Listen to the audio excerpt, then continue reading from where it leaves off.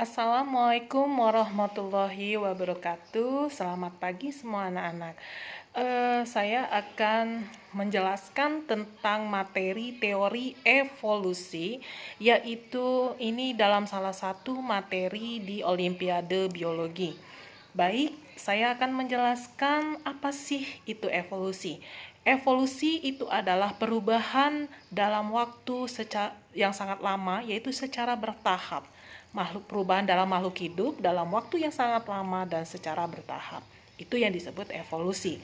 Di dalam teori evolusi, ini ada beberapa teori yang mendukung tentang evolusi.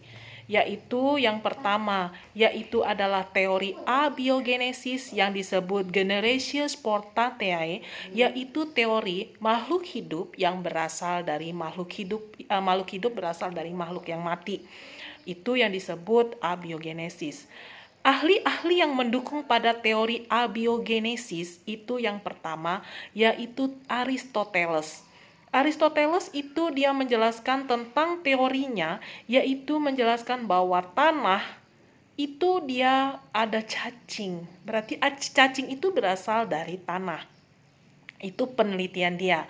Terus yang kedua yaitu John Needham. John Needham itu adalah penelitiannya tentang kaldu. Artinya kaldu itu dari air kaldu daging. Dia di situ dilihat dibiarkan dia terbuka, lalu di dalam toples dia biarkan terbuka, ada belatung atau ada makhluk hidup lain.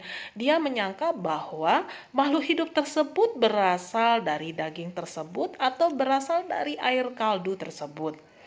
Terus yang ketiga Aristoteles. Sama, Aristoteles juga penelitiannya tentang makhluk hidup berasal dari benda mati, yaitu tentang mikroorganisme itu berasal dari makhluk yang telah mati. Lalu yang peneliti keempat namanya Jean-Baptiste van Helmont, yaitu menceritakan bahwa itu ada makhluk hidup yang berasal dari baju kotor. Ada juga yang menceritakan dari keringat. Itu mikroorganisme tersebut berasal dari itu, dari baju kotor atau keringat. Terus terakhir adalah Anthony van Leeuwenhoek. Anthony van Leeuwenhoek itu dia menjelaskan tentang mikroskop, asal usul mikroskop. Dia menjelaskan kalau makhluk hidup itu dari gabus itu atau istilahnya gabus itu adalah benda mati. Nah, dia menceritakan kalau makhluk hidup itu ada asalnya dari yang jerami, yang kotor, yang berendam kena air hujan. Padahal sebenarnya makhluk hidup itu kan dari situ asalnya. Dia dari lingkungan luar, tetapi kebetulan dia menempel pada air hujan ataupun dia berada di rendaman jerami. Terus yang kedua yaitu teori biogenesis. Teori biogenesis itu ada 3 ahli. Yang pertama yaitu Francisco Redi. Francisco Redi itu dia menjelaskan ada 3 tabung atau 3 toples. Yang satu sama-sama diisi oleh daging yang sudah disterilkan. Lalu pada 3 daging tersebut dimasukkan ke dalam toples, satu ditutup rapat plastik yang rapat, yang kedua ditutup dengan kasa atau ditutup yang agak jarang-jarang ada lubang sedikit, dan yang ketiga dibiarkan terbuka. Ternyata yang ada makhluk hidup itu di lubang kedua dan di lubang ketiga, dan itu dia membantah penelitian dari teori Needham. Yaitu dia menyatakan bahwa daging itu ada belatung dikarenakan ada makhluk hidup yang lain, contohnya lalat yang hinggap di situ, lalu ada belatung di situ, dia bertelur. Maka itu penelitian nomor 2 dan penelitian nomor 3. Sedangkan yang pada tabung pertama yang ditutup rapat itu tidak ada makhluk hidup sama sekali.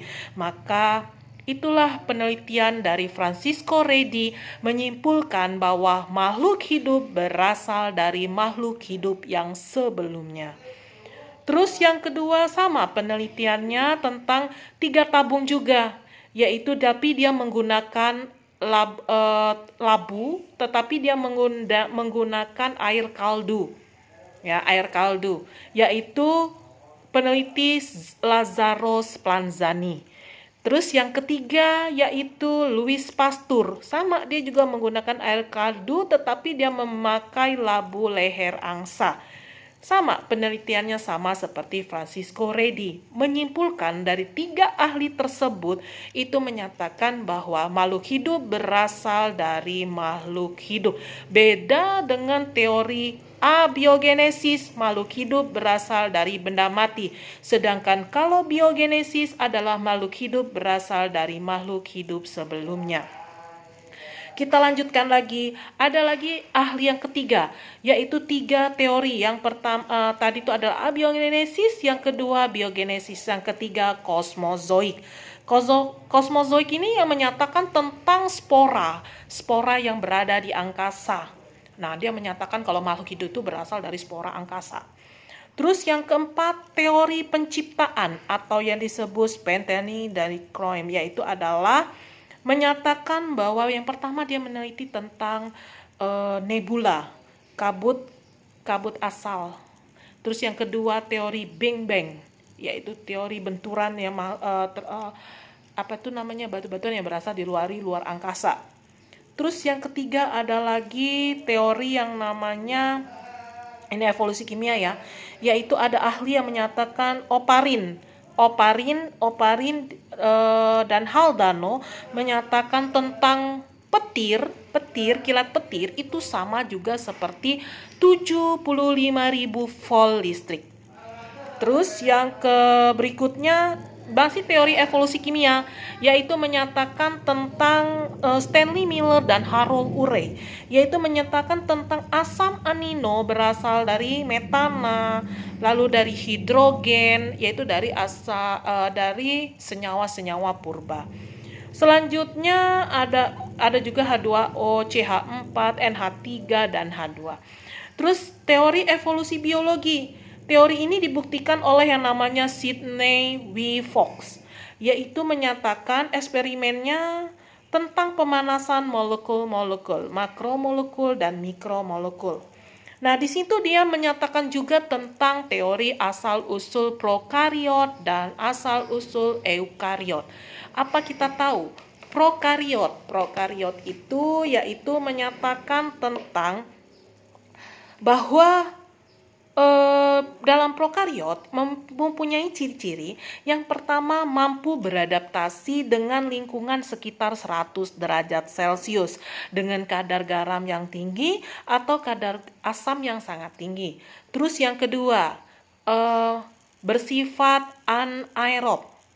Yang ketiga, mempunyai dinding sel tersusun atas jenis protein. Yang keempat, memiliki pigmen fotosintetik atau berupa bakteri oropdosin. Terus yang kelima, mampu menghasilkan ATP sendiri. Ini merupakan ciri-ciri dari prokariot. Lalu, selain itu juga ada contoh-contoh bakterinya, yaitu contohnya adalah Eubacteria. Nah, itu contohnya dari ini. Yang kedua, munculnya organisme eukariot. Pada teori eukariot ini, dia menyatakan bahwa kalau eukariot itu muncul setelah sel prokariot. Karena prokariot ini hanya ciri-cirinya mempunyai sel satu, sedangkan eukariot itu selnya banyak. Nah, pada teori eukariot ini ada nenek moyang selnya itu yang disebut teori endosimbiotik, yang mempunyai konsep yaitu organisme prokariot itu lebih besar, bersifat anaerob dan heterotrof, dan menelan organisme prokariot yang lebih kecil. Terus yang kedua, bergabung endosimbion ini terutama yaitu cyanobacteria, yaitu mengakibatkan organisme Eubacteria heterotrof ini pada awalnya berubah menjadi organisme autotrof fotosintetik. Nah, di situ juga ada diagram alur ya, yaitu dari H2O, CH2, H2, dan NH3, itu dia akan menuju monomer organik. Terus ada protambion, ada protosel, ada sel prokariot, dan terakhir adalah sel eukariot purba. Ada teori yaitu tentang ahli-ahlinya yang menjelaskan. Yang pertama adalah Josh Cavier, menyatakan teori tentang katatropisme. Nah, Josh Cavier ini menjelaskan bahwa dulu bumi itu terdiri dari asal-usulnya berasal dari bencana alam. Ini pada Jos Cavalier. Terus yang kedua Charles Lyell dengan judul bukunya Principle of Geology, yaitu menyatakan bahwa ada teorinya yang namanya uniformitanisme, yaitu proses geologi meliputi pola yang seragam. Nah, itu yang disebut yang namanya Charles Lyell. Terus yang ketiga J.B. Lamarck. J.B. Lamarck itu menyatakan bahwa makhluk hidup itu use and the use. Artinya makhluk itu berasal dari turunan yang dari keturunannya. Awal ceritanya kalau pada J.B. Lamarck itu dia berkembang dari leher jerapah. Kalau dulu leher jerapah ini sangat pendek. Berhubung pohonnya tinggi, maka jerapah tersebut memaksakan diri lehernya beradaptasi menjadi tinggi. Maka sekarang lehernya pada panjang. Karena sesuaikan makanannya pohonnya yang tinggi. Maka itu disebut adaptasi lingkungan. Terus Thomas Robert Malthus. Thomas Robert Malthus itu dia tentang bukunya yaitu berjudul An Essay on the Principle of Population. Artinya dia menyatakan bahwa pertambahan populasi manusia itu mengikuti deret ukur dan pertambahan jumlah makanan mengikuti deret hitung. Nah, itu dinyatakan di dalam buku tersebut. Nah, pada Thomas Robert Malthus itu ya. Terus selanjutnya ada lagi ahli yang dinyatakan